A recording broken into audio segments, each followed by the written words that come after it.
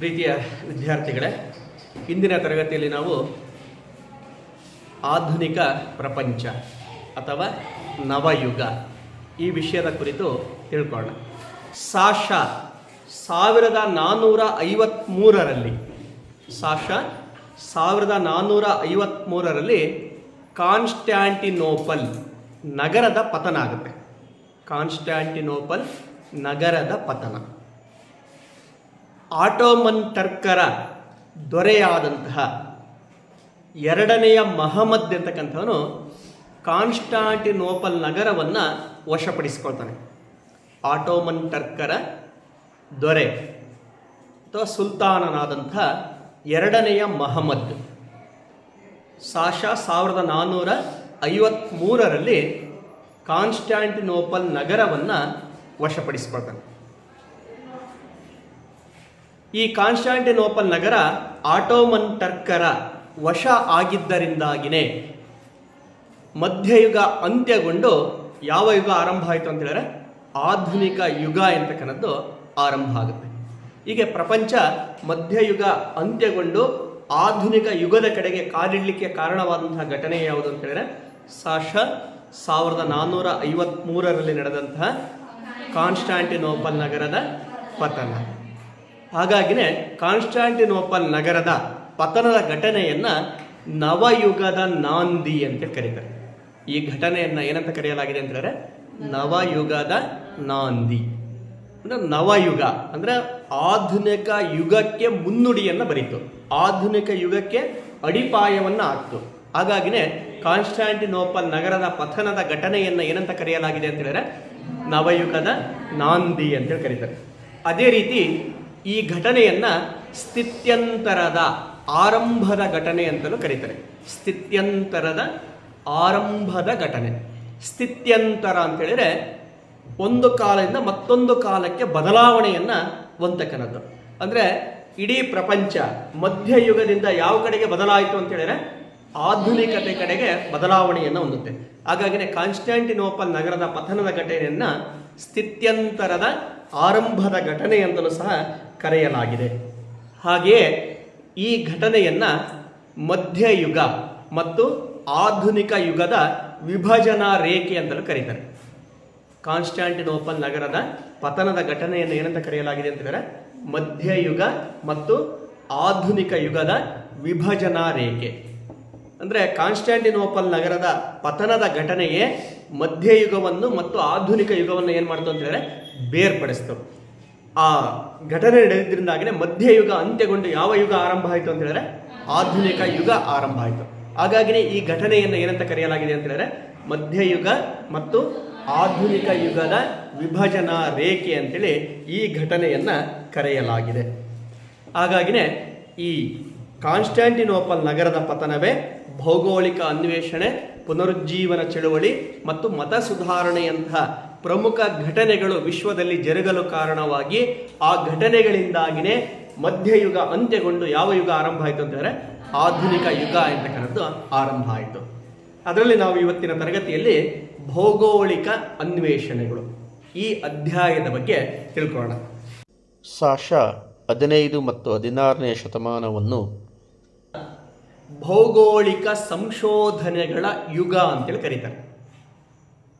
14ರಿಂದ 16ನೇ ಶತಮಾನದ ಕಾಲವನ್ನು ವಿಶ್ವದ ಇತಿಹಾಸದಲ್ಲಿ ಭೌಗೋಳಿಕ ಸಂಶೋಧನೆಗಳ ಯುಗ ಎಂದೇ ಕರೆಯಲಾಗಿದೆ. ಏಕೆ ಅಂತೇಳಿದರೆ ಆಗಿನ ಕಾಲದಲ್ಲಿ ಪ್ರಪಂಚ ಅಂತೇಳಿದರೆ 3 ಖಂಡಗಳು ಮಾತ್ರ. ಒಂದು ಏಷ್ಯಾ, 2 ಆಫ್ರಿಕಾ ಮತ್ತು 3ನೇದಾಗಿ ಯುರೋಪ್. ಇದಿಷ್ಟೇ ಪ್ರಪಂಚ ಆಗಿತ್ತು. ಅದರ ಆಚೆ ಆಗಿನ ಕಾಲದ ಜನರಿಗೆ ಬೇರೆ ಬೇರೆ ಖಂಡಗಳ ಬೇರೆ ಬೇರೆ ದೇಶಗಳ ಪರಿಚಯ ಅಂತಕ್ಕಂಥದ್ದು ಇರಲಿಲ್ಲ.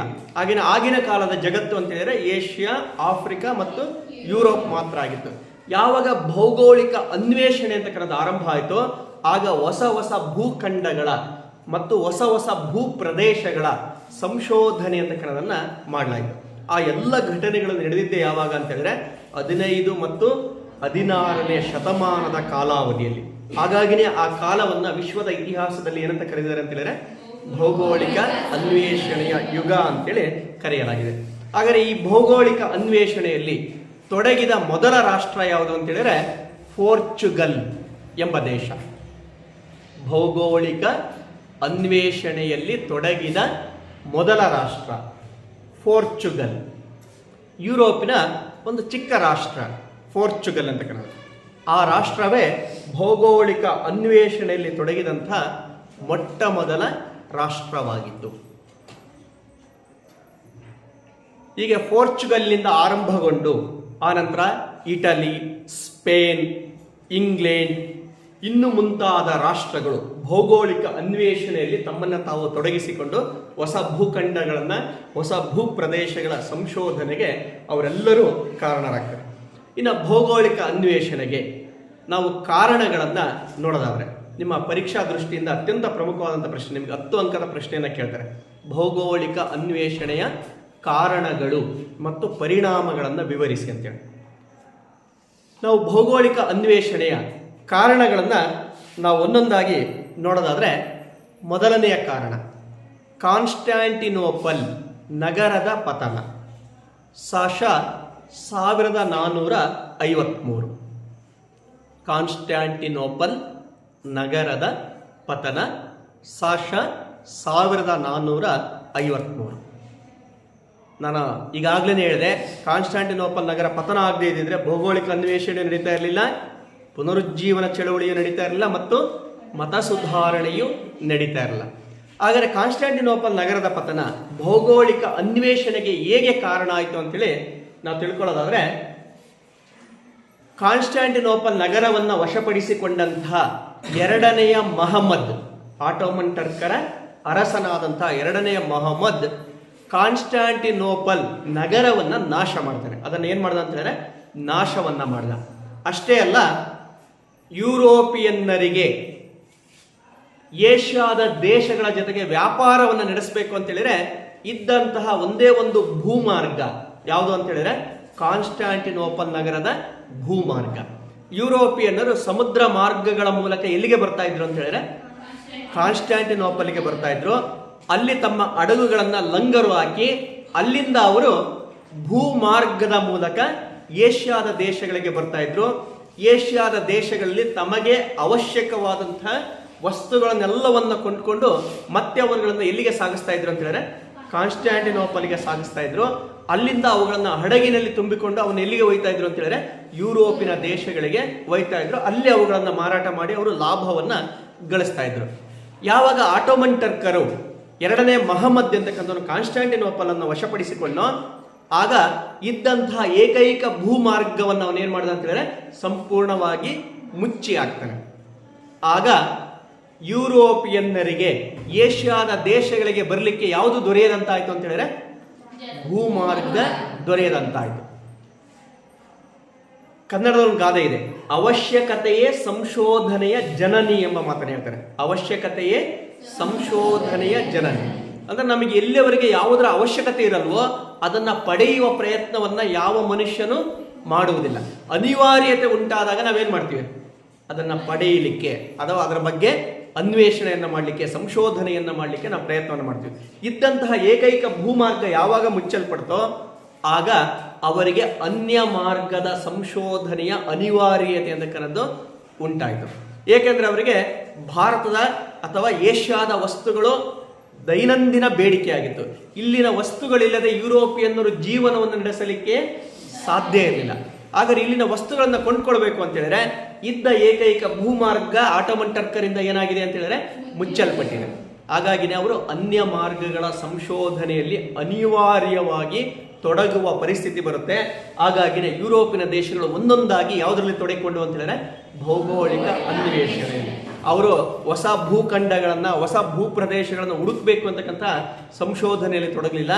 ಬದಲಾಗಿ ಹೊಸ ಜಲಮಾರ್ಗ, ನ್ಯೂ ಸಿ ರೂಟ್ ಅಂತ ಹೇಳಿ ಕರಿತೀವಿ, ಹೊಸ ಜಲಮಾರ್ಗದ ಅನ್ವೇಷಣೆಗೆ ತೊಡಗಿದರು. ಯಾಕಂದ್ರೆ ಇದ್ದಂಥ ಏಕೈಕ ಭೂಮಾರ್ಗ ಮುಚ್ಚಲ್ಪಟ್ಟಿದೆ. ಈಗ ಅವರು ಅನಿವಾರ್ಯವಾಗಿ ಜಲಮಾರ್ಗವನ್ನೇ ಏನು ಮಾಡಬೇಕಾಯ್ತು, ಸಂಶೋಧಿಸಬೇಕಾಯಿತು. ಹಾಗಾಗಿ ಅವರು ಹೊಸ ಜಲಮಾರ್ಗದ ಅನ್ವೇಷಣೆಯಲ್ಲಿ ತೊಡಗ್ತಾರೆ. ಆ ಅನ್ವೇಷಣೆಗೆ ತೊಡಗಿದ್ರಿಂದಾಗಿನೇ ಯಾವ ಘಟನೆ ನಡೀತು ಅಂತ ಹೇಳಿದ್ರೆ ಭೌಗೋಳಿಕ ಅನ್ವೇಷಣೆಯಂತಹ ಘಟನೆ ನಡೀತು. ಸಾಹಸಿ ನಾವಿಕರು ಮತ್ತು ರಾಜರು, ಸರದಾರರು, ಕ್ರೈಸ್ತ ಮಿಷನರಿಗಳು, ಧರ್ಮ ಗುರುಗಳು, ಶ್ರೀಮಂತರು, ವ್ಯಾಪಾರಿಗಳು ಇವರೆಲ್ಲರೂ ಕೊಟ್ಟಂತಹ ಪ್ರೋತ್ಸಾಹದಿಂದಾಗಿನೇ ಸಾಹಸಿ ನಾವಿಕರು ಹೊಸ ಜಲಮಾರ್ಗದ ಅನ್ವೇಷಣೆಯಲ್ಲಿ ತೊಡಗ್ತಾರೆ. ಇದರಿಂದಾಗಿ ಹೊಸ ಹೊಸ ಭೂಪ್ರದೇಶಗಳ, ಹೊಸ ಹೊಸ ಭೂಖಂಡಗಳ ಅನ್ವೇಷಣೆ ಅಂತಕ್ಕಂಥದ್ದು ಆಯಿತು. ಹೀಗೆ ಭೌಗೋಳಿಕ ಅನ್ವೇಷಣೆಯಲ್ಲಿಕ್ಕೆ ಮೊಟ್ಟ ಮೊದಲ ಕಾರಣವೇ ಯಾವುದು ಅಂತ ಹೇಳಿದ್ರೆ ಕಾನ್ಸ್ಟಾಂಟಿನೋಪಲ್ ನಗರದ ಪತನ. ಆ ಕಾನ್ಸ್ಟಾಂಟಿನೋಪಲ್ ನಗರ ಪತನ ಆಗಿ ಅಲ್ಲಿನ ಭೂಮಾರ್ಗ ಮುಚ್ಚದೆ ಹೋಗಿದ್ದರೆ ಯಾವುದು ನಡೀತಾ ಇರಲಿಲ್ಲ, ಭೌಗೋಳಿಕ ಅನ್ವೇಷಣೆಯೇ ನಡೀತಾ ಇರಲಿಲ್ಲ. ಇನ್ನು ಎರಡನೆಯ ಕಾರಣ ಸರಕುಗಳಿಗಿದ್ದ ಬೇಡಿಕೆ. ಸರಕು ಅಂತ ಹೇಳಿದ್ರೆ ವಸ್ತುಗಳು, ಸರಕುಗಳಿಗಿದ್ದ ಬೇಡಿಕೆ. ಏಷ್ಯಾದ ವಸ್ತುಗಳಿಗೆ ಯುರೋಪಿನ ಮಾರುಕಟ್ಟೆಯಲ್ಲಿ ಅಪಾರವಾದಂತಹ ಬೇಡಿಕೆ ಇತ್ತು. ಏಷ್ಯಾದ ವಸ್ತುಗಳಿಗೆ ಯುರೋಪಿನ ಮಾರುಕಟ್ಟೆಯಲ್ಲಿ ಏನಿತ್ತು ಅಂತ ಹೇಳಿದ್ರೆ ಅಪಾರವಾದಂತಹ ಬೇಡಿಕೆ ಅಂತಕ್ಕಂಥದ್ದು ಇತ್ತು. ಹಾಗಾದರೆ ಅಂತಹ ವಸ್ತುಗಳು ಯಾವ್ಯಾವು ಅಂತೇಳಿ ನಾವು ಉದಾಹರಣೆಗೆ ಹೇಳೋದಾದ್ರೆ ಸಾಂಬಾರ ಪದಾರ್ಥಗಳು. ಸಾಂಬಾರ ಪದಾರ್ಥಗಳು ಅದನ್ನು ನಾವು ಮಸಾಲಾ ಪದಾರ್ಥಗಳು ಅಂತೇಳಿ ಕರಿತೇವೆ. ಲವಂಗ, ಚಕ್ಕೆ, ಏಲಕ್ಕಿ, ದಾಲ್ಚಿನ್ನಿ, ಇನ್ನು ಮಸಾಲ ತಯಾರು ಮಾಡಲಿಕ್ಕೆ ಏನೆಲ್ಲವನ್ನು ಬಳಸ್ತೇವೆ ಆ ಎಲ್ಲ ಪದಾರ್ಥಗಳು, ಅವುಗಳನ್ನು ಸಾಂಬಾರ ಪದಾರ್ಥಗಳು ಅಂತೇಳಿ ಕರಿತೇವೆ. ಅವೆಲ್ಲವೂ ಹೆಚ್ಚಾಗಿ ಉತ್ಪಾದನೆ ಆಗ್ತಾ ಇದೆ ಎಲ್ಲಿ ಅಂತ ಹೇಳಿದ್ರೆ ಏಷ್ಯಾದಲ್ಲಿ, ಅದರಲ್ಲೂ ವಿಶೇಷವಾಗಿ ಭಾರತದಲ್ಲಿ ಅವುಗಳನ್ನು ಉತ್ಪಾದನೆಯನ್ನು ಮಾಡಲಾಗ್ತಾ ಇತ್ತು. ಹೀಗೆ ಸಾಂಬಾರ ಪದಾರ್ಥಗಳಿಗೆ ಎಲ್ಲಿ ಬೇಡಿಕೆ ಇತ್ತು ಅಂತ ಹೇಳಿದ್ರೆ ಯುರೋಪಿನಲ್ಲಿ ಬೇಡಿಕೆ ಇತ್ತು. ಇದರ ಜೊತೆಗೆ ಭಾರತದಲ್ಲಿ ಮಸ್ಲಿನ್ ಎಂಬ ಬಟ್ಟೆಯನ್ನು ನೇಯ್ತಾ ಇತ್ತು. ಅತ್ಯಂತ ತೆಳುವಾದ ಪಾರದರ್ಶಕವಾದಂತಹ ಬಟ್ಟೆ. ಅಂತಹ ಉತ್ಕೃಷ್ಟ ದರ್ಜೆಯ ಬಟ್ಟೆಯನ್ನು ಭಾರತೀಯ ನೇಕಾರರು ನೇಯ್ತಾ ಇದ್ರು. ಈ ಮಸ್ಲಿನ್ ಬಟ್ಟೆಯನ್ನು ಅವರು ಏನಕ್ಕೆ ಬಳಸ್ತಾ ಇದ್ರು ಅಂತ ಹೇಳಿದ್ರೆ ತಮ್ಮ ಮನೆಗಳನ್ನು ಅಲಂಕರಿಸಲಿಕ್ಕೆ, ತಮ್ಮ ಚರ್ಚ್ಗಳನ್ನು ಅಲಂಕಾರವನ್ನು ಮಾಡಲಿಕ್ಕಾಗಿಯೇ ಆ ಮಸ್ಲಿನ್ ಬಟ್ಟೆಯನ್ನು ಬಳಸ್ತಾ ಇದ್ರು. ಅಲಂಕಾರಿಕ ಬಟ್ಟೆ. ನಾವೆಲ್ಲ ಕಿಟಿಗಳಿಗೆ ಕರ್ಟನನ್ನು ಹೇಗೆ ಬಳಸ್ತೀವೋ ಹಾಗೆಯೇ ಅವರು ಆಗಿನ ಕಾಲದಲ್ಲಿ ಮಸ್ಲಿನ್ ಬಟ್ಟೆಯಿಂದ ತಮ್ಮ ಮಂದಿರಗಳನ್ನು, ತಮ್ಮ ಮನೆಗಳನ್ನು ಅವ್ರು ಏನು ಮಾಡ್ತಾ ಇದ್ರು ಅಂತ ಅಲಂಕಾರವನ್ನು ಮಾಡ್ತಾಯಿದ್ರು. ಆ ಬಟ್ಟೆಗೆ ಅಪಾರವಾದಂತಹ ಬೇಡಿಕೆ ಅಂತಕ್ಕಂಥದ್ದು ಇತ್ತು. ಇದರ ಜೊತೆಗೆ ಪೀಠೋಪಕರಣಗಳು. ಭಾರತದಲ್ಲಿ ಬಿದಿರಿನಿಂದ ಉತ್ಕೃಷ್ಟ ದರ್ಜೆಯ ಪೀಠೋಪಕರಣಗಳನ್ನು ತಯಾರಿಸ್ತಾ ಇದ್ರು. ಹಾಗೆಯೇ ತೇಗ, ರೋಸ್ ವುಡ್ ಅಂತೇಳಿ ಕರಿತೀವಿ, ಇನ್ನು ಮುಂತಾದಂಥ ಅನೇಕ ಮರಗಳಿಂದ ಅವ್ರು ಏನನ್ನು ತಯಾರಿಸ್ತಾ ಇದ್ರು ಅಂದರೆ ಪೀಠೋಪಕರಣ ತಯಾರಿಸ್ತಾ ಇದ್ರು. ಇವುಗಳಿಗೂ ಸಹ ಅಪಾರವಾದಂತಹ ಬೇಡಿಕೆ ಅಂತಕ್ಕಂಥದ್ದು ಇತ್ತು. ಇವುಗಳ ಜೊತೆಗೆ ಮುತ್ತು, ದಂತ, ಹವಳ, ಮುತ್ತು, ರತ್ನ, ಹವಳ ಮುಂತಾದವುಗಳಿಗೂ ಎಲ್ಲಿ ಬೇಡಿಕೆ ಇತ್ತು ಅಂತ ಹೇಳಿದ್ರೆ ಯುರೋಪಿನಲ್ಲಿ ಬೇಡಿಕೆ ಅಂತಕ್ಕಂಥದ್ದು ಇತ್ತು. ಯಾವಾಗ ಭೂಮಾರ್ಗ ಮುಚ್ಚಲ್ಪಡ್ತೋ ಈ ವಸ್ತುಗಳೆಲ್ಲವೂ ಯಾರಿಗೆ ದೊರೆಯದಂತಹದ್ದು? ಯುರೋಪಿಯನ್ನರಿಗೆ ದೊರೆಯದಂತಹದ್ದು. ನೀವು ಅರ್ಥಶಾಸ್ತ್ರದಲ್ಲಿ ಓದ್ತೀರಾ, ಯಾವಾಗ ವಸ್ತುಗಳು ಪೂರೈಕೆ ಕಡಿಮೆ ಆಗುತ್ತೋ ಆಗ ವಸ್ತುಗಳ ಬೆಲೆ ಏನಾಗುತ್ತೆ? ಹೆಚ್ಚಾಗ್ತಾ ಹೋಗುತ್ತೆ. ವಸ್ತುಗಳ ಪೂರೈಕೆ ಹೆಚ್ಚಾದಷ್ಟು ಅದರ ಬೆಲೆ ಏನಾಗ್ತಾ ಹೋಗುತ್ತೆ? ಕಡಿಮೆ ಆಗ್ತಾ ಹೋಗುತ್ತೆ. ಇಲ್ಲಿಯವರೆಗೂ ನಿರಾತಂಕವಾಗಿ ಏಷ್ಯಾದ ವಸ್ತುಗಳು ಯಾರಿಗೆ ಸಿಗ್ತಾ ಇದ್ವು? ಯುರೋಪಿಯನ್ನರಿಗೆ ಸಿಗ್ತಾ ಇದ್ವು. ಹಾಗಾಗಿ ಅಲ್ಲಿ ಬೆಲೆ ಏನಾಗಿತ್ತು ಅಂತ ಹೇಳಿದ್ರೆ ಕಡಿಮೆ ಇತ್ತು ಅಲ್ವಾ? ಈಗ ಆ ವಸ್ತುಗಳು ದೊರೆಯದಂತಹದ್ದು, ಹಾಗಾಗಿ ಅವುಗಳ ಬೆಲೆ ಏನಾದ್ರು ಹೆಚ್ಚಾಗ್ತಾ ಹೋದು. ಹಾಗೇನೆ ಅವು ಇಲ್ಲದೆ ಯುರೋಪಿಯನ್ನರು ಜೀವನವನ್ನು ಮಾಡಲಿಕ್ಕೇನೆ ಸಾಧ್ಯ ಇರ್ತಿಲ್ಲ. ಏಕೆಂದರೆ ಯುರೋಪಿನ ದೇಶಗಳು ಶೀತ ವಲಯದಲ್ಲಿ ಬರ್ತವೆ. ಅವೆಲ್ಲವುಗಳು ಯಾವ ವಲಯದಲ್ಲಿ ಬರ್ತವೆ ಅಂತ ಹೇಳಿದ್ರೆ ಶೀತ ವಲಯ. ಅಲ್ಲಿನ ಜನರು ತಮ್ಮ ದೇಹವನ್ನು ಬೆಚ್ಚಗೆ ಇಟ್ಕೊಳ್ಬೇಕು, ತಮ್ಮ ಆರೋಗ್ಯವನ್ನು ಕಾಪಾಡಿಕೊಳ್ಬೇಕು ಅಂತೇಳಿದ್ರೆ ಅವರಿಗೆ ಬೆಚ್ಚನೆಯ ಉಡುಪುಗಳು ಬೇಕು. ಅವರು ಧರಿಸಲಿಕ್ಕೆ ಏನು ಬೇಕು ಅಂತ ಹೇಳಿದ್ರೆ ಬೆಚ್ಚನೆಯ ಉಡುಪುಗಳು. ಆ ಬೆಚ್ಚನೆಯ ಉಡುಪುಗಳನ್ನು ತಯಾರಿಸಬೇಕು ಅಂತ ಹೇಳಿದ್ರೆ ಹತ್ತಿ ಮತ್ತು ಉಣ್ಣೆಯಿಂದಲೇ ತಯಾರಿಸಬೇಕು. ಬೆಚ್ಚನೆಯ ಉಡುಪುಗಳನ್ನು ಯಾವುದರಿಂದ ತಯಾರಿಸ್ತಾರೆ ಅಂತ ಹೇಳಿದ್ರೆ ಹತ್ತಿ ಮತ್ತು ಉಣ್ಣೆಯಿಂದ ತಯಾರಿಸ್ತಾರೆ.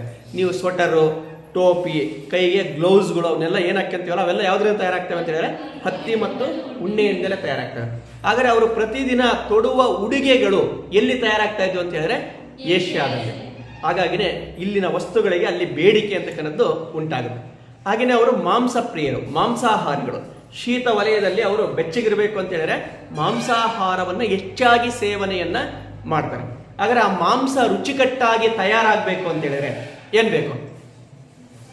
ಮಸಾಲ ಪದಾರ್ಥಗಳು ಅಂತಕ್ಕಂಥದ್ದು ಬೇಕು. ಆ ಮಸಾಲ ಪದಾರ್ಥಗಳನ್ನು ಹಾಕ್ತೇನೆ ಏನಾದರೂ ಮಾಂಸದ ಅಡುಗೆಯನ್ನು ಮಾಡಿದರೆ ಮಾಂಸದ ಊಟವನ್ನು ಮಾಡಲಿಕ್ಕೆ ಸಾಧ್ಯ ಇಲ್ಲ. ಅದಕ್ಕೆ ಘಮ ಅಂತಕ್ಕಂಥ ವಾಸನೆ ಬರಬೇಕು ಅಂತ ಹೇಳಿದ್ರೆ, ಅದು ರುಚಿಯಾಗಿ ನಾವು ಅದನ್ನು ಸೇವನೆಯನ್ನು ಮಾಡಬೇಕು ಅಂತ ಹೇಳಿದ್ರೆ ಅದಕ್ಕೆ ಏನನ್ನು ಬೆರೆಸಬೇಕು? ಮಸಾಲ ಪದಾರ್ಥಗಳನ್ನು ಬೆರೆಸಲೇಬೇಕು. ಅಂತಹ ಮಸಾಲ ಪದಾರ್ಥಗಳಿಗೂ ಅಭಾವ ಎಂತಕ್ಕಂಥದ್ದು ಉಂಟಾಗುತ್ತೆ. ಹಾಗಾಗಿನೇ ಅವರು ಅನಿವಾರ್ಯವಾಗಿ ಈಗ ಏಷ್ಯಾದೊಂದಿಗೆ ವ್ಯಾಪಾರವನ್ನು ಮಾಡಬೇಕು ಅಂತ ಹೇಳಿದ್ರೆ ಭೂಮಾರ್ಗ ಇಲ್ಲ. ಹಾಗಾಗಿ ಅವರು ಯಾವುದರಲ್ಲಿ ತೊಡಗಿರೋ ಅಂತ ಹೇಳಿದ್ರೆ ಜಲಮಾರ್ಗದ ಸಂಶೋಧನೆಯಲ್ಲಿ ತೊಡಗ್ತಾರೆ. ಹೀಗೆ ಸರಕುಗಳಿಗಿದ್ದಂತಹ ಬೇಡಿಕೆಯೇ ಯುರೋಪಿಯನ್ನರನ್ನ ಯಾವುದರಲ್ಲಿ ತೊಡಗುವಂತೆ ಮಾಡ್ತಾರೆ ಅಂತ ಹೇಳಿದ್ರೆ ಭೌಗೋಳಿಕ ಅನ್ವೇಷಣೆ ತೊಡಗುವಂತೆ ಮಾಡ್ತಾರೆ. ಅದರ ಜೊತೆಗೆ ಆಟೋಮನ್ ಟರ್ಕರು ದಲ್ಲಾಳಿಗಳಾಗ್ತಾರೆ, ಮಧ್ಯವರ್ತಿಗಳಾಗ್ತಾರೆ. ಅವರು ಏಷ್ಯಾದಲ್ಲಿ ಬಂದು ವಸ್ತುಗಳನ್ನ ಕೊಂಡ್ಕೊಂಡು ತಾಂಡೋಗಿ ಎಲ್ಲಿ ಇಟ್ಕೊಂಡ್ರು? ಕಾನ್ಸ್ಟಾಂಟಿನೋಪಲ್ನಲ್ಲಿ ಇಟ್ಕೊಂಡ್ರು. ಅವುಗಳನ್ನು ಹೆಚ್ಚಿನ ಬೆಲೆಗೆ ಯಾರಿಗೆ ಮಾರಾಟ ಮಾಡಿದ್ರು ಅಂತ ಹೇಳಿದ್ರೆ ಯುರೋಪಿಯನ್ನರಿಗೆ ಮಾರಾಟ ಮಾಡ್ತಾರೆ. ಈಗ ಕಡಿಮೆ ಬೆಲೆಗೆ ದೊರೀತಾ ಇದ್ದಂಥ ವಸ್ತುಗಳನ್ನ ಈಗ ಅವರು ಹೆಚ್ಚು ಬೆಲೆಯನ್ನ ಕೊಟ್ಟು ಕೊಂಡ್ಕೊಳ್ಬೇಕಾಯ್ತು. ಇದರಿಂದ ನಷ್ಟ ಯಾರಿಗೆ ಆಗ್ತಾ ಇತ್ತು? ಯುರೋಪಿಯನ್ನರಿಗೆ ನಷ್ಟ ಆಗ್ತಾ ಇತ್ತು. ಇದೆಲ್ಲದರಿಂದ ತಪ್ಪಿಸ್ಕೊಳ್ಬೇಕು ಅಂತ ಹೇಳಿದ್ರೆ ಅವ್ರಿಗಿದ್ದಂತಹ ಏಕೈಕ ಮಾರ್ಗ ಯಾವುದು ಅಂತ ಹೇಳಿದ್ರೆ ಹೊಸ ಜಲಮಾರ್ಗವನ್ನ ಸಂಶೋಧನೆಯನ್ನ ಮಾಡುವುದು. ಹಾಗಾಗಿನೇ ಯುರೋಪಿಯನ್ನರು ಯಾವುದರಲ್ಲಿ ತೊಡಗಿದ್ರು ಅಂತ ಹೇಳಿದ್ರೆ ಹೊಸ ಜಲಮಾರ್ಗಗಳ ಸಂಶೋಧನೆಯಲ್ಲಿ ತೊಡಗ್ತಾರೆ. ಇನ್ನು ಮೂರನೆಯ ಕಾರಣ ಪ್ರವಾಸಿಗರ ವಿವರಣೆಗಳು. ಪ್ರವಾಸಿಗರ ವಿವರಣೆಗಳು ಭೌಗೋಳಿಕ ಅನ್ವೇಷಣೆಗೆ ಪ್ರವಾಸಿಗರ ವಿವರಣೆಗಳು ಸಹ ಒಂದು ಪ್ರಮುಖ ಕಾರಣವಾಗಿದೆ. ಏಷ್ಯಾದ ರಾಷ್ಟ್ರಗಳು ಶ್ರೀಮಂತ ರಾಷ್ಟ್ರಗಳು. ಭೌಗೋಳಿಕ ಅನ್ವೇಷಣೆ ನಡೆಯೋದಕ್ಕಿಂತ ಮುಂಚೆ ಏಷ್ಯಾದ ದೇಶಗಳೆಲ್ಲವೂ ಏನಾಗಿದ್ವು ಅಂತ ಹೇಳಿದ್ರೆ ಅತ್ಯಂತ ಶ್ರೀಮಂತ ರಾಷ್ಟ್ರಗಳಾಗಿದ್ವು. ಅದರಲ್ಲೂ ಭಾರತ ವಿಶ್ವದಲ್ಲಿಯೇ ಶ್ರೀಮಂತ ರಾಷ್ಟ್ರ. ಯುರೋಪಿಯನ್ನರು ಭಾರತಕ್ಕೆ ಬರೋದಕ್ಕಿಂತ ಮುಂಚೆ ಇಡೀ ವಿಶ್ವದಲ್ಲಿಯೇ ಶ್ರೀಮಂತ ರಾಷ್ಟ್ರ ಯಾವುದು ಅಂತ ಹೇಳಿದ್ರೆ ಭಾರತ ದೇಶ. ಏಕೆಂದ್ರೆ ಅಪಾರವಾದಂತಹ ನೈಸರ್ಗಿಕ ಸಂಪತ್ತು. ಹಾಗೆಯೇ ಉತ್ಪಾದನೆಯಲ್ಲಿ ಅತ್ಯಂತ ಮುಂದುವರಿದ ರಾಷ್ಟ್ರ ಯಾವುದಾಗಿತ್ತು ಅಂತ ಹೇಳಿದ್ರೆ ಭಾರತ. ಅತಿ ಹೆಚ್ಚು ರಫ್ತು ಮಾಡ್ತಾ ಇದ್ದಂತಹ ರಾಷ್ಟ್ರ ಯಾವುದಾಗಿತ್ತು ಅಂತ ಹೇಳಿದ್ರೆ ಭಾರತ ಆಗಿತ್ತು. ಹಾಗಾಗಿನೇ ಭಾರತದೊಂದಿಗೆ ವ್ಯಾಪಾರವನ್ನ ಮಾಡಲಿಕ್ಕೆ ವಿದೇಶಿಯರು ತುದಿಗಾಲಲ್ಲಿ ನಿಂತಿರ್ತಾ ಇದ್ರು. ಹಾಗಾಗಿನೇ ಭಾರತಕ್ಕೆ ಅನೇಕ ಪ್ರವಾಸಿಗರು ಬಂದರು. ಹಾಗೆಯೇ ವ್ಯಾಪಾರಿಗಳು ಭಾರತಕ್ಕೆ ಬಂದರು. ಹಾಗೆಯೇ ಅನೇಕ ರಾಯಭಾರಿಗಳು ಎಲ್ಲಿಗೆ ಬರ್ತಾರೆ ಅಂತ ಹೇಳಿದ್ರೆ ಭಾರತಕ್ಕೆ ಬರ್ತಾರೆ. ಈಗ ಭಾರತಕ್ಕೆ ಬಂದಂತಹವರು ಇಲ್ಲಿ ದೊರೀತಾ ಇದ್ದಂತಹ ಸಂಪತ್ತು, ಇಲ್ಲಿನ ಜನರ ಜೀವನ ಮತ್ತು ಇಲ್ಲಿನ ಧರ್ಮ ಸಂಸ್ಕೃತಿ ಇದೆಲ್ಲವನ್ನ ಏನ್ ಮಾಡ್ತಾ ಹೋದ್ರು ಅಂದ್ರೆ ತಮ್ಮ ಬರಹಗಳಲ್ಲಿ ದಾಖಲಿಸ್ತಾ ಹೋಗ್ತಾರೆ. ಈ ಬರಹಗಳೇ ಮುಂದೆ ಭೌಗೋಳಿಕ ಅನ್ವೇಷಣೆಯಲ್ಲಿ ತೊಡಗಿದವರಿಗೆ ಭಾರತಕ್ಕೆ ಬರಲಿಕ್ಕೆ ಏನನ್ನ ಕೊಟ್ಟು ಅಂತ ಹೇಳಿದ್ರೆ ಮಾರ್ಗದರ್ಶನ ಅಥವಾ ಪ್ರೇರಣೆ ಅಂತಕ್ಕನ್ನೋದನ್ನ ನೀಡ್ತವೆ. ಯಾವ್ದಾದ್ರು ನಾವು ಹೊಸ ಪ್ರದೇಶಕ್ಕೆ ಹೋಗ್ಬೇಕು ಅಂದ್ರೆ ಏನ್ ಮಾಡ್ತೀವಿ? ಆ ಪ್ರದೇಶದ ಬಗ್ಗೆ ಮಾಹಿತಿಯನ್ನು ಮೊದಲು ಪಡೆದುಕೊಳ್ತೀವಿ ಅಲ್ವಾ. ಆ ನಂತರ ನಾವು ನಮ್ಮ ಪ್ರಯಾಸ ಅಥವಾ ಪ್ರಯಾಣದ ಸಿದ್ಧತೆಗಳನ್ನು ನಾವು ಮಾಡ್ಕೊಳ್ತೀವಿ. ನಾವು ಎಲ್ಲೇ ಟೂರ್ ಹೋಗ್ಬೇಕು ಅಂದ್ರೆ ಮೊದಲೇನು ಮಾಡ್ತೀರಾ? ಒಂದು ಪ್ಲಾನ್ ಅನ್ನ ಮಾಡ್ಕೊಳ್ತೀರಾ. ಹಾಗಾದ್ರೆ ಭಾರತಕ್ಕೆ ಅಥವಾ ಹೊಸ ಜಲಮಾರ್ಗವನ್ನ ಕಂಡುಹಿಡಿಯುವವರಿಗೆ ಯಾವುದು ಒಂದು ನೀಲಿ ನಕ್ಷೆಯನ್ನ ಕೊಡ್ತು ಅಂತ ಹೇಳಿದ್ರೆ ಈ ಪ್ರವಾಸಿಗರ ಬರಹಗಳು ಅಂತಕ್ಕಂಥವು. ಅದರಲ್ಲೆಲ್ಲ ಅತ್ಯಂತ ಪ್ರಮುಖವಾದಂತಹ ಕೃತಿ ಅಂತ ಹೇಳಿದ್ರೆ ಮಾರ್ಕೋ ಪೋಲೋ ರಚಿಸಿದಂತಹ ದ ವೆನಿಸ್ ಎಂತಕ್ಕಂತಹ ಕೃತಿ. ಇಟಲಿಯ ವೆನಿಸ್ ನಗರದವನು ಮಾರ್ಕೋ ಪೋಲೋ ಎಂತಕ್ಕಂಥವನು. ಇವನು ರಚಿಸಿದಂತಹ ದ ವೆನಿಸ್ ಎಂತಕ್ಕಂಥ ಕೃತಿ. ಇದು ಭಾರತ, ಚೀನಾ, ಮಂಗೋಲಿಯಾ ಮುಂತಾದ ರಾಷ್ಟ್ರಗಳ ಕುರಿತು ಸಾಕಷ್ಟು ಮಾಹಿತಿಯನ್ನು ಭೌಗೋಳಿಕ ಅನ್ವೇಷಣಕಾರರಿಗೆ ಒದಗಿಸಿಕೊಡುತ್ತೆ. ದ ವೆನಿಸ್ ಎಂತಕ್ಕಂಥ ಕೃತಿ ಭಾರತ, ಚೀನಾ, ಮಂಗೋಲಿಯಾ ಮುಂತಾದ ಏಷ್ಯಾದ ರಾಷ್ಟ್ರಗಳ ಕುರಿತಾದಂಥ ಅಪೂರ್ವವಾದಂಥ ಮಾಹಿತಿಯನ್ನು ಯಾರಿಗೆ ಕೊಡ್ತು ಅಂತ ಹೇಳಿದ್ರೆ ಭೌಗೋಳಿಕ ಅನ್ವೇಷಣಾಕಾರರಿಗೆ ಅಥವಾ ಅನ್ವೇಷಣೆಯಲ್ಲಿ ತೊಡಗಿದಂಥ ರಾಷ್ಟ್ರಗಳಿಗೆ ಕೊಡ್ತು. ಹೀಗೆ ದೊರೆತಂಥ ಮಾಹಿತಿ ಇದನ್ನು ಪಡೆದುಕೊಂಡಂತಹ ಯುರೋಪಿನ ದೇಶಗಳು ನಾವು ಏಷ್ಯಾದ ಜೊತೆಗೆ ವ್ಯಾಪಾರವನ್ನು ನಡೆಸಿದರೆ ನಾವು ಅಪಾರವಾದಂತಹ ಲಾಭವನ್ನು ಗಳಿಸಬಹುದು. ಮತ್ತು ನಾವು ಶ್ರೀಮಂತರಾಗ್ಬೋದು ಅಂತಕ್ಕಂಥ ಆಸೆ ಕನಸುಗಳನ್ನು ಅವರಲ್ಲಿ ಬಿತ್ತಿದ್ವು. ಹಾಗಾಗಿನೇ ಆ ಆಸೆ ಕನಸುಗಳನ್ನು ಒತ್ತುಕೊಂಡಂತಹ ಯುರೋಪಿನ ಜನರ ಯಾವುದರಲ್ಲಿ ತೊಡಗಿದ್ರು ಅಂತ ಹೇಳಿದ್ರೆ ಭೌಗೋಳಿಕ ಅನ್ವೇಷಣೆಯಲ್ಲಿ ತೊಡಗ್ತಾರೆ. ಇನ್ನು 4ನೇದಾಗಿ ಭೌಗೋಳಿಕ ಜ್ಞಾನ. ಭೌಗೋಳಿಕ ಜ್ಞಾನ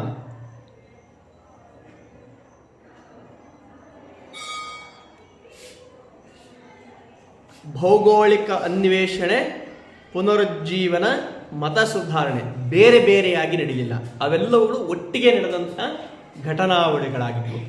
ಹಾಗಾಗಿನೇ ಪುನರುಜ್ಜೀವನ ಚಳುವಳಿಯು ಭೌಗೋಳಿಕ ಅನ್ವೇಷಣಕಾರರಿಗೆ ಏನನ್ನ ಕೊಡ್ತು ಅಂತ ಹೇಳಿದ್ರೆ ಜ್ಞಾನ ಎಂತಕ್ಕನ್ನೋದನ್ನು ಕೊಡ್ತು. ಭೌಗೋಳಿಕ ಜ್ಞಾನವನ್ನು ದೊರಕಿಸಿಕೊಡ್ತು. ಹಾಗೆಯೇ ಅತ್ಯಾಧುನಿಕವಾದಂಥ ಉಪಕರಣಗಳನ್ನು ತಯಾರಿಸಿಕೊಡ್ತು. ಆ ಜ್ಞಾನ ಭೌಗೋಳಿಕ ಅನ್ವೇಷಣಕಾರರಿಗೆ ಬೇಕಾದಂಥ ಅತ್ಯಾಧುನಿಕವಾದಂಥ ಉಪಕರಣಗಳನ್ನು ಸಹ ಸಿದ್ಧಪಡಿಸಿಕೊಡುತ್ತೆ. ಇದರಿಂದಾಗಿ ಭೌಗೋಳಿಕ ಅನ್ವೇಷಣೆ ಸರಳವಾಯಿತು. ಭೌಗೋಳಿಕ ಅನ್ವೇಷಣೆ ಏನಾಯಿತು ಅಂತಂದರೆ ಸರಳ ಆಗ್ತಾ ಹೋಯಿತು. ಹಾಗೆಯೇ ಭೌಗೋಳಿಕ ಅನ್ವೇಷಣಕಾರರಿಗೆ ಒಂದು ರೀತಿಯ ಭಯ ಅಂತಕ್ಕನ್ನದ್ದು ಇತ್ತು. ಏಕೆಂದರೆ ಸಮುದ್ರದಲ್ಲಿ ಭಯಾನಕ ಪ್ರಾಣಿಗಳಿದ್ದಾವೆ. ಇಂತಹ ಅನೇಕ ತಪ್ಪು ಕಲ್ಪನೆಗಳಿದ್ದವು. ಸಮುದ್ರದಲ್ಲಿ ಏನಿದಾವೆ ಅಂತ ಹೇಳಿದ್ರೆ ಭಯಾನಕವಾದಂಥ ಕ್ರೂರವಾದಂಥ ಪ್ರಾಣಿಗಳು ಅಂತಕ್ಕಂಥವಿದ್ದಾವೆ. ಅಲ್ಲಿ ಅವುಗಳು ಏನು ಮಾಡ್ತವೆ ಅಂತ ಹೇಳಿದ್ರೆ ಹಡಗುಗಳನ್ನೇ ನುಂಗಿ ಬಿಡ್ತವೆ. ಅಂದರೆ ಬರೀ ಮನುಷ್ಯರನ್ನು ನುಂಗೋದು ತಿನ್ನೋದು ಅಷ್ಟೇ ಅಲ್ಲ, ಇಡೀ ಹಡಗನ್ನೇ ನುಂಗುವ ಸಾಮರ್ಥ್ಯ ಯಾವಕ್ಕಿದೆ ಅಂತ ಹೇಳಿದ್ರೆ ಆ ಭಯಂಕರ ದೈತ್ಯ ಪ್ರಾಣಿಗಳಿಗೆ ಇದೆ ಅಂತಕ್ಕಂಥ ತಪ್ಪಾದಂಥ ಒಂದು ನಂಬಿಕೆ ಅಂತಕ್ಕಂಥದ್ದು ಇತ್ತು. ಈ ತಪ್ಪನ್ನು ಹೋಗಲಾಡಿಸಿದ್ದೇ ಯಾವುದು ಅಂತ ಹೇಳಿದ್ರೆ ಪುನರುಜ್ಜೀವನ ಚಳುವಳಿ. ಆಗ ಉಂಟಾದಂಥ ಜ್ಞಾನದ ಬೆಳವಣಿಗೆ ಅಂತಕ್ಕನ್ನೋದು. ಆಗ ಉಂಟಾದಂಥ ಜ್ಞಾನದ ಬೆಳವಣಿಗೆ ಭೌಗೋಳಿಕ ಅನ್ವೇಷಣಕಾರರಲ್ಲಿದ್ದಂಥ ತಪ್ಪು ಕಲ್ಪನೆಗಳನ್ನು ಏನು ಮಾಡ್ತು ಅಂತ ಹೇಳಿದ್ರೆ ನಿವಾರಿಸ್ತು. ಸಮುದ್ರಗಳಲ್ಲಿ ಯಾವ ದೈತ್ಯ ಪ್ರಾಣಿಗಳು ಇಲ್ಲ ಎಂಬ ಮಾಹಿತಿಯನ್ನು ಅದು ಕೊಡ್ತು. ಹಾಗೆಯೇ ಅವರಿಗೆ ಅನ್ವೇಷಣೆಗೆ ಬೇಕಾದಂಥ ಉಪಕರಣಗಳನ್ನು ಯಾವುದು ತಯಾರಿಸಿಕೊಡ್ತು ಅಂತ ಹೇಳಿದ್ರೆ ಪುನರುಜ್ಜೀವನ ಅಂತಕ್ಕನ್ನೋದು, ಚಳುವಳಿ ಅಂತಕ್ಕನ್ನೋದು, ಉತ್ಪಾದನೆ ಅಂತಕ್ಕನ್ನೋದನ್ನು ಮಾಡಿಕೊಡುತ್ತೆ. ಆಗ ವಿಜ್ಞಾನದ ಬೆಳವಣಿಗೆ ಆಗುತ್ತೆ.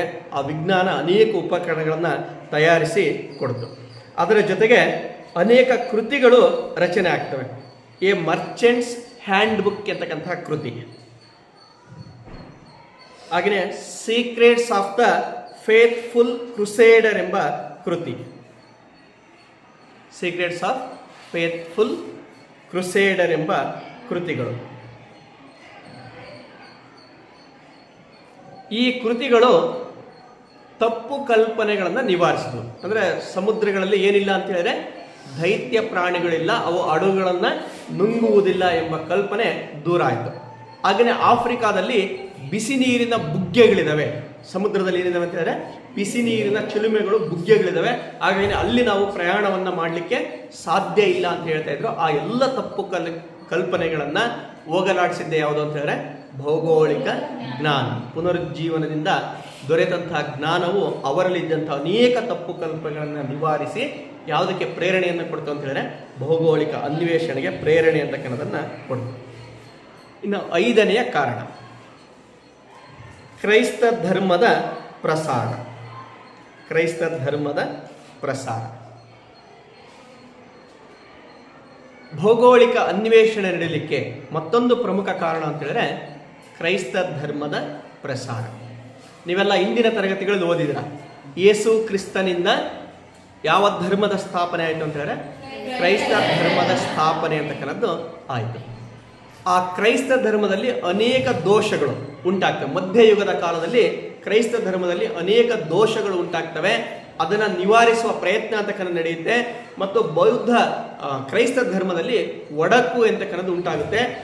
ಕ್ರೈಸ್ತ ಧರ್ಮ 2 ಭಾಗ ಆಗುತ್ತೆ, ಕ್ಯಾಥೋಲಿಕ್ಕರು ಮತ್ತು ಪ್ರೊಟೆಸ್ಟೆಂಟರು ಅಂತೇಳಿ ಕರಿತೀವಿ. ಅದು ನಡೆದಿದ್ದೇ ಯಾವುದರಿಂದ ಅಂದರೆ ಮತ ಸುಧಾರಣಾ ಚಳುವಳಿಯಿಂದಾಗಿ. ಭೌಗೋಳಿಕ ಅನ್ವೇಷಣೆ, ಪುನರುಜ್ಜೀವನ ಚಳುವಳಿ ಮತ್ತು ಮತ ಸುಧಾರಣೆ ಎಲ್ಲವೂ ಒಟ್ಟಿಗೆ ನಡೀತವೆ. ಹಾಗೆಯೇ ಮತ ಸುಧಾರಣೆಯು ಯಾವ ಕಾಲದಲ್ಲಿ ಆಯಿತು ಅಂತ ಹೇಳಿದ್ರೆ ಭೌಗೋಳಿಕ ಅನ್ವೇಷಣೆಯ ಕಾಲದಲ್ಲಿಯೇ ಆಗುತ್ತೆ. ಹಾಗೆಯೇ ಆ ಮತ ಸುಧಾರಣೆಯಿಂದಾಗಿ ಕ್ರೈಸ್ತ ಧರ್ಮ ಏನಾಯಿತು ಅಂತ ಹೇಳಿದ್ರೆ 2 ಭಾಗ ಆಯಿತು, ಕ್ಯಾಥೋಲಿಕ್ಕರು ಮತ್ತು ಪ್ರೊಟೆಸ್ಟೆಂಟರು ಅಂತೇಳಿ. ಹಾಗಾಗಿ 2 ಪಂಥಗಳು ತಮ್ಮ ತಮ್ಮ ಧರ್ಮಗಳನ್ನು, ತಮ್ಮ ತಮ್ಮ ಪಂಥಗಳನ್ನು ಬೆಳೆಸಲಿಕ್ಕೆ ಏನು ಮಾಡಿಕೊಂಡು ಅಂತ ಹೇಳಿದ್ರೆ ಮಿಷನರಿಗಳನ್ನು, ಚಾರಿಟೀಸ್ಗಳನ್ನು ರಚನೆ ಅಂತಕ್ಕನ್ನೋದನ್ನು ಮಾಡಿಕೊಳ್ತಾರೆ. ಹಾಗೆಯೇ ಈ ಮತ ಸುಧಾರಣೆ 100 ವರ್ಷಗಳ ಕದನ, 30 ವರ್ಷಗಳ ಕದನಗಳಿಗೆ ಕಾರಣ ಆಗುತ್ತೆ.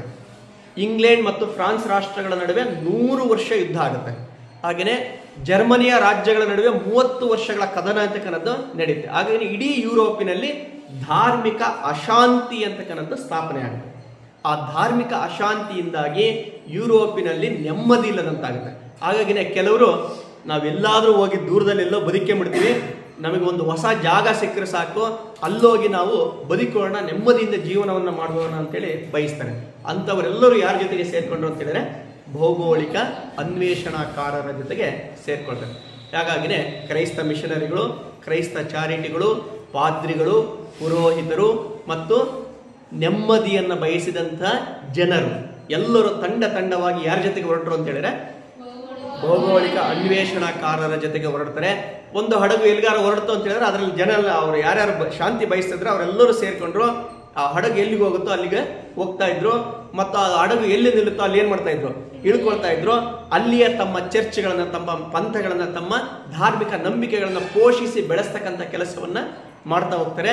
ಜೊತೆಗೆ ಅಲ್ಲಿನ ಸ್ಥಳೀಯರಿಗೂ ಸಹ ಯಾವ ಧರ್ಮವನ್ನು ಪ್ರಚಾರ ಮಾಡ್ತಾರೆ ಅಂತ ಹೇಳಿದ್ರೆ ಕ್ರೈಸ್ತ ಧರ್ಮವನ್ನ ಪ್ರಸಾರವನ್ನ ಮಾಡ್ತಾರೆ.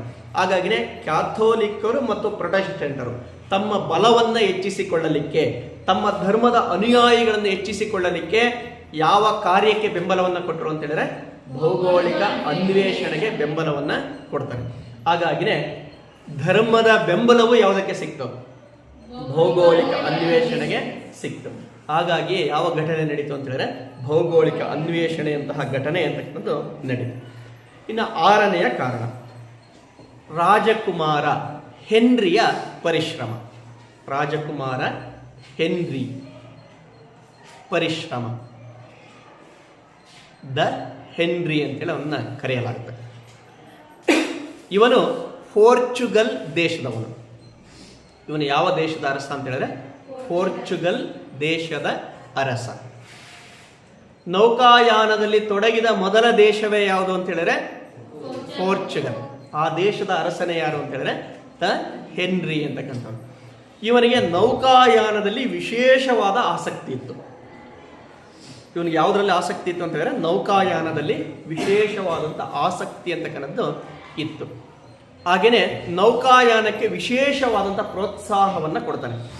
ನಾನು ಅವನು ಕೈಗೊಂಡಂಥ ಕೆಲವು ಕ್ರಮಗಳನ್ನು ಮಾತ್ರ ಹೇಳ್ತೀನಿ. ಒಂದು, ನೌಕಾ ತರಬೇತಿ ಶಾಲೆಯನ್ನು ಆರಂಭಿಸ್ತಾನೆ. ನೌಕಾ ತರಬೇತಿ ಶಾಲೆ ಪೋರ್ಚುಗಲ್ಲಿನ ರಾಜಧಾನಿಯಾದಂಥ ಲಿಸ್ಬನ್ ಎಂತಕ್ಕಂಥ ನಗರದಲ್ಲಿ ನೌಕಾ ತರಬೇತಿ ಶಾಲೆಯನ್ನು ಆರಂಭಿಸ್ತಾನೆ. ನೌಕಾಯಾನವನ್ನು ಮಾಡಬೇಕು ಅಂತ ಹೇಳಿದ್ರೆ ಒಂದು ಹಡಗು ಬೇಕು, ಅದನ್ನು ನಡೆಸಲಿಕ್ಕೆ ಯಾರು ಬೇಕು? ಕ್ಯಾಪ್ಟನ್, ನಾವಿಕ ಅಂತಕ್ಕಂಥವನು ಬೇಕು.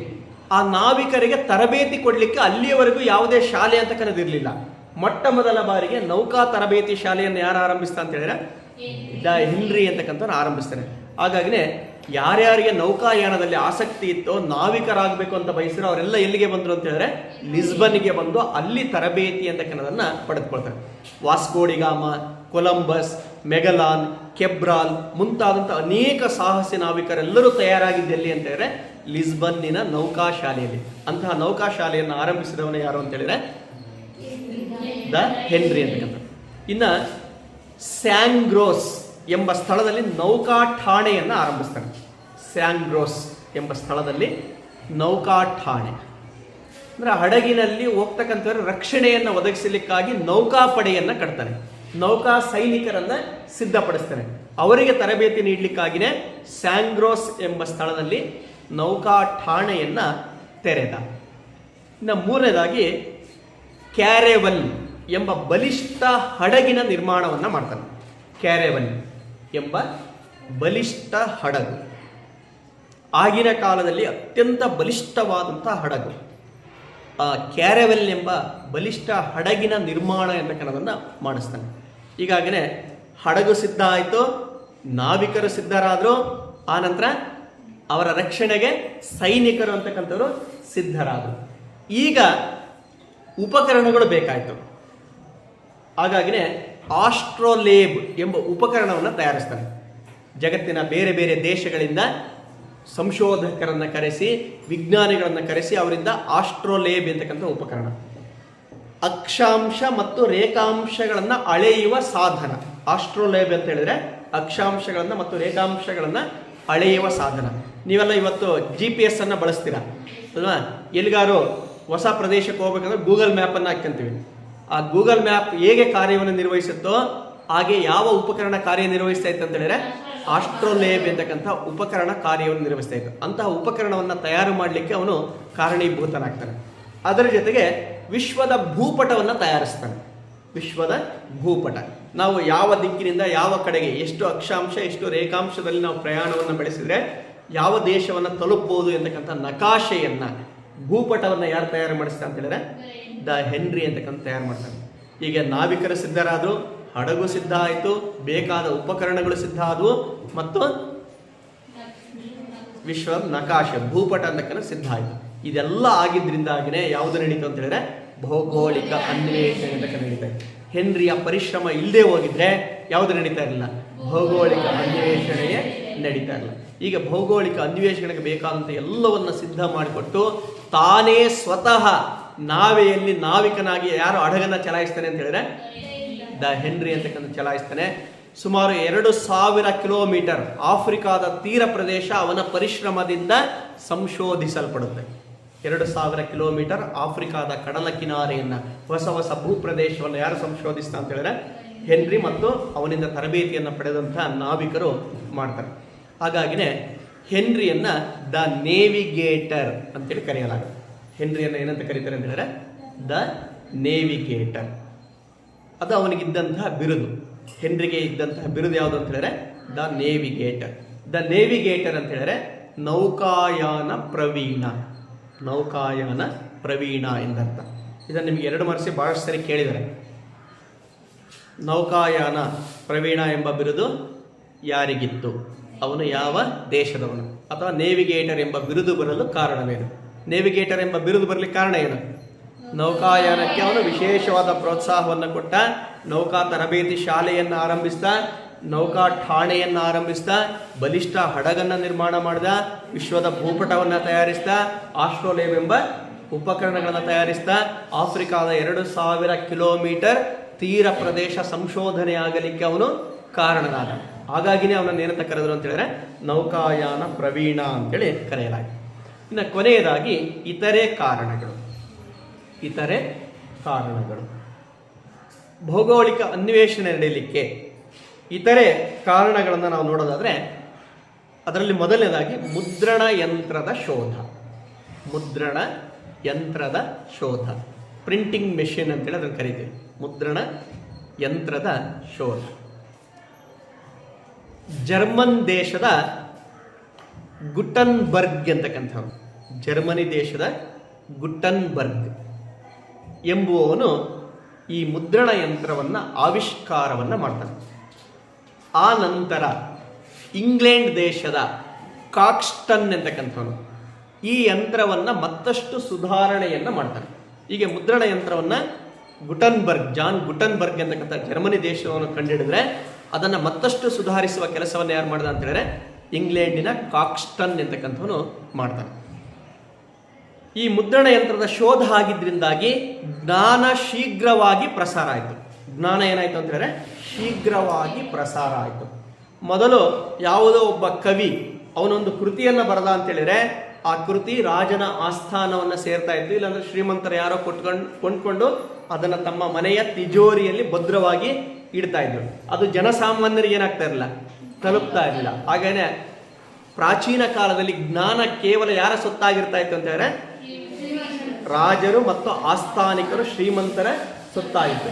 ಯಾವಾಗ ಮುದ್ರಣ ಯಂತ್ರ ಶೋಧ ಆಯಿತೋ ಆಗ ಒಂದು ಪುಸ್ತಕವನ್ನ 1000 ಮುದ್ರಣವನ್ನ ಮಾಡಿ ಅದನ್ನೇನು ಮಾಡಲಾಯಿತು ಅಂತ ಹೇಳಿದ್ರೆ ಎಲ್ಲರಿಗೂ ತಲುಪಿಸುವ ಕೆಲಸವನ್ನ ಮಾಡ್ತಾರೆ. ಹಾಗಾಗಿನೇ ಜ್ಞಾನ ಶೀಘ್ರವಾಗಿ ಹರಡಲಿಕ್ಕೆ ಕಾರಣವಾಗುತ್ತೆ. ಹಾಗಾಗಿನೇ ಪುನರುಜ್ಜೀವನದ ಜ್ಞಾನ ಶೀಘ್ರವಾಗಿ ಯುರೋಪಿನ ಎಲ್ಲ ದೇಶಗಳಲ್ಲಿ ಏನಾಯಿತು ಅಂತಂದರೆ ಹರಡಿತು. ಆ ಜ್ಞಾನದ ಬಲದಿಂದಲೇ ಯಾವುದು ನಡೀತು ಅಂತ ಹೇಳಿದ್ರೆ ಭೌಗೋಳಿಕ ಅನ್ವೇಷಣೆ ಅಂತಕ್ಕಂಥದ್ದು ನಡೀತು. ಇನ್ನು ನಾವಿಕರ ದಿಕ್ಸೂಚಿಯ ಶೋಧ. ನಾವಿಕರ ದಿಕ್ಸೂಚಿ, ಹಡಗು ತನ್ನ ಗುರಿಯನ್ನ ನಿಗದಿತ ಸ್ಥಳವನ್ನು ತಲುಪಬೇಕು ಅಂತ ಹೇಳಿದ್ರೆ ಏನು ಬೇಕು, ದಿಕ್ಸೂಚಿ ಅಂತಕ್ಕಂಥದ್ದು ಬೇಕು. ದಿಕ್ಸೂಚಿ ಇಲ್ಲದೆ ಸಮುದ್ರದಲ್ಲಿ ಪ್ರಯಾಣವನ್ನು ಮಾಡಿದರೆ ನಾವು ತಲುಪಬೇಕಾದ ಸ್ಥಳವನ್ನು ತಲುಪದೇ ಬೇರೆಲ್ಲ ಹೋಗಿ ತಲುಪ್ತೇವೆ. ಆದರೆ ಹಡಗು ತನ್ನ ಸರಿಯಾದ ಗುರಿಯನ್ನು ಮುಟ್ಟಬೇಕು, ಸ್ಥಳವನ್ನು ತಲುಪಬೇಕು ಅಂದರೆ ಏನು ಬೇಕು? ದಿಕ್ಸೂಚಿ. ಅದನ್ನು ಆಗ ತಯಾರಿ ಅಂತಕ್ಕನ್ನೋದನ್ನು ಮಾಡಲಾಯಿತು. ಆ ದಿಕ್ಸೂಚಿಯೇ ದಿಕ್ಕನ್ನು ತೋರಿಸಿ ಸರಿಯಾಗಿ ದಿಕ್ಕಿನಲ್ಲಿ ಹಡಗು ನಡೆಯುವಂತೆ ನಾವಿಕರಿಗೆ ಮಾರ್ಗದರ್ಶನವನ್ನು ನೀಡಿತು. ಇನ್ನು ಹೊಸ ಭೂಪಟಗಳ ರಚನೆ. ಹೊಸ ಭೂಪಟಗಳು ರಚನೆ ಆಗ್ತವೆ. ಭೂಮಿಯ ಬಗ್ಗೆ ಅಮೂಲ್ಯವಾದಂಥ ಮಾಹಿತಿಗಳನ್ನು ನೀಡ್ತವೆ. ಹೀಗೆ ಭೂಪಟಗಳ ರಚನೆಯೇ ಭೌಗೋಳಿಕ ಅನ್ವೇಷಣೆಗೆ ಕಾರಣವಾಯಿತು. ಇನ್ನು ಕೂಡು ಬಂಡವಾಳ ಸಂಸ್ಥೆಗಳು, ಫೈನಾನ್ಸಸ್ ಅಂತೇಳಿ ಕರಿತೀವಿ. ಕೂಡು ಬಂಡವಾಳ ಸಂಸ್ಥೆಗಳು, ಫೈನಾನ್ಸಸ್. ಯಾವುದೇ ಒಂದು ಸಂಶೋಧನೆಯನ್ನು ಮಾಡಬೇಕು ಅಂತೇಳಿದರೆ, ಅನ್ವೇಷಣೆಯನ್ನು ಮಾಡಬೇಕು ಅಂತೇಳಿದರೆ ಬಂಡವಾಳ ಅಂತಕ್ಕನ್ನದ್ದು ಬೇಕು. ಬಂಡವಾಳವಿಲ್ಲದೆ ಏನನ್ನೂ ಮಾಡಲಿಕ್ಕೆ ಸಾಧ್ಯ ಇಲ್ಲ. ಹೆನ್ರಿಯ ಹಡಗನ್ನು ಕಟ್ಟಿದ, ನೌಕಾ ತರಬೇತಿ ಶಾಲೆಯನ್ನು ತೆರೆದ, ನೌಕಾ ಠಾಣೆಯನ್ನು ಸ್ಥಾಪಿಸಿದ, ಅದಕ್ಕೆಲ್ಲ ಅವನೇನನ್ನು ತೊಡಗಿಸಿದ? ಹಣವನ್ನು, ಬಂಡವಾಳವನ್ನು ತೊಡಗಿಸಿದ. ಹಾಗಾದರೆ ಆ ಬಂಡವಾಳವನ್ನು ತೊಡಗಿಸುವವರು ಬೇಕಿತ್ತು. ಆಗ ಯಾವುಗಳು ಹುಟ್ಕೊಂಡು ಅಂತ ಹೇಳಿದ್ರೆ ಫೈನಾನ್ಸ್ಗಳು, ಕೂಡು ಬಂಡವಾಳ ಸಂಸ್ಥೆಗಳು ಹುಟ್ಕೊಳ್ತವೆ. ಅವು ನೌಕಾಯಾನಕ್ಕೆ ಅಥವಾ ಭೌಗೋಳಿಕ ಅನ್ವೇಷಣೆಗೆ ಆರ್ಥಿಕ ಸಹಾಯವನ್ನು ಮಾಡ್ತವೆ. ಅದರ ಜೊತೆಗೆ ಆಮ್ಸ್ಟರ್ಡ್ಯಾಮ್ ಎಂಬಲ್ಲಿ ವಿಶ್ವದ ಮೊದಲ ಬ್ಯಾಂಕ್ ಸ್ಥಾಪನೆ ಆಗುತ್ತೆ. ಆಮ್ಸ್ಟರ್ಡ್ಯಾಮ್ ಎಂಬ ಸ್ಥಳದಲ್ಲಿ ವಿಶ್ವದ ಮೊದಲ ಬ್ಯಾಂಕ್ ಸ್ಥಾಪನೆ ಆಯಿತು. ಆಮ್ಸ್ಟರ್ಡ್ಯಾಮ್ ಅಲ್ಲಿ ವಿಶ್ವದ ಮೊದಲ ಬ್ಯಾಂಕ್ ಸ್ಥಾಪನೆ ಆಗುತ್ತೆ. ಆ ಬ್ಯಾಂಕ್ ಸಹ ಯಾವುದಕ್ಕೆ ಬಂಡವಾಳವನ್ನು ಹೂಡ್ತು ಅಂತ ಹೇಳಿದ್ರೆ ಭೌಗೋಳಿಕ ಅನ್ವೇಷಣೆಗೆ ಬಂಡವಾಳವನ್ನು ಹೂಡುತ್ತೆ. ಇದರ ಜೊತೆಗೆ ರಾಜರು, ಸರದಾರರು, ಶ್ರೀಮಂತರು, ವ್ಯಾಪಾರಿಗಳು, ಹಾಗೆಯೇ ಕ್ರೈಸ್ತ ಧರ್ಮದ ಮುಖಂಡರು ಅವರೆಲ್ಲರೂ ಬಂಡವಾಳವನ್ನು ಹೂಡಿದ್ರು. ಅವರೆಲ್ಲರ ಸಹಾಯದಿಂದಾಗಿಯೇ ಯಾವುದು ನಡೀತು ಅಂತ ಹೇಳಿದ್ರೆ ಭೌಗೋಳಿಕ ಅನ್ವೇಷಣೆ ನಡೀತು. ಹೀಗೆ ಭೌಗೋಳಿಕ ಅನ್ವೇಷಣಕಾರರಿಗೆ ಆರ್ಥಿಕ ಸಹಾಯ ದೊರೆತಿದ್ದರಿಂದಾಗಿಯೇ ಭೌಗೋಳಿಕ ಅನ್ವೇಷಣೆ ನಡೆಯಲು ಸಾಧ್ಯವಾಗಿದೆ. ಇವಿಷ್ಟು ಭೌಗೋಳಿಕ ಅನ್ವೇಷಣೆ ನಡೆಯಲು ಇದ್ದಂಥ ಪ್ರಮುಖವಾದಂಥ ಕಾರಣಗಳಾಗಿವೆ. ಮೊದಲನೇದು ಕಾನ್ಸ್ಟಾಂಟಿನೋಪಲ್ ನಗರದ ಪತನ, ಎರಡನೇದು ಸರಕುಗಳಿಗಿದ್ದಂತಹ ಬೇಡಿಕೆ, ಮೂರನೇದು ಪ್ರವಾಸಿಗರ ವಿವರಣೆಗಳು, ನಾಲ್ಕನೇದು ಭೌಗೋಳಿಕ ಜ್ಞಾನ, 5 ಕ್ರೈಸ್ತ ಧರ್ಮದ ಪ್ರಸಾರ, 6 ರಾಜಕುಮಾರ ಹೆನ್ರಿಯ ಪರಿಶ್ರಮ ಮತ್ತು 7ನೇದಾಗಿ ಇತರೆ ಪ್ರಮುಖ ಕಾರಣಗಳು.